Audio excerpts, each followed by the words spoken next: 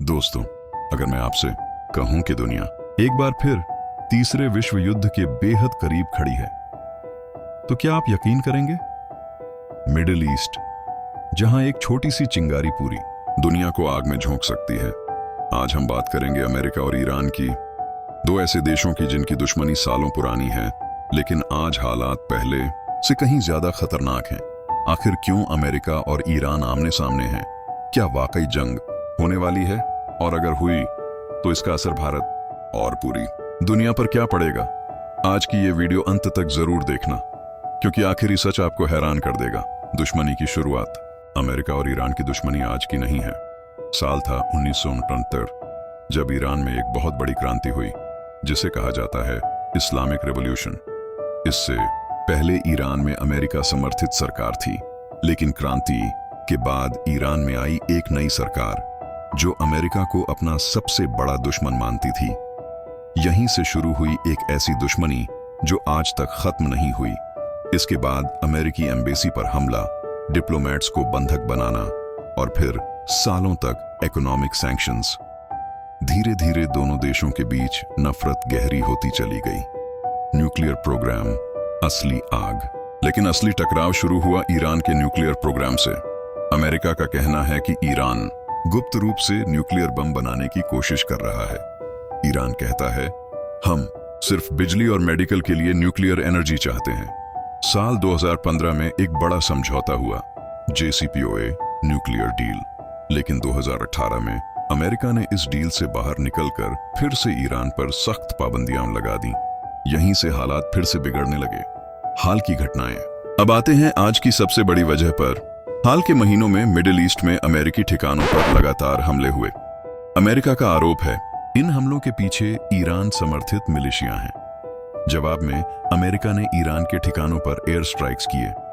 Drone, मिसाइलें, navy movement. Persian gulf में युद्ध जैसी स्थिति बन चुकी है। दुनिया डर रही है कि कहीं ये टकराव सीधी जंग में न बदल जाए। अगर जंग हुई तो क्या होगा? अब सबसे जरूरी सवाल, अगर अमेरिका और ईरान सीधी जंग में उतर गए तो क्या होगा?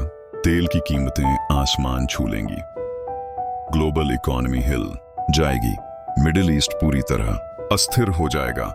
और सबसे बड़ा डर, न्यूक्लियर एस्केलेशन। भारत जैसे देश भी इससे अछूते नहीं रहेंगे। तेल, व्यापार और अंतर्राष्ट्रीय रिश्ते, सब पर असर पड़ेगा। क्या ये सब सिर्फ रणनीति है? लेकिन एक और सवाल उठता है, क्या वाकई जंग होगी या ये सिर्फ पावर शो है?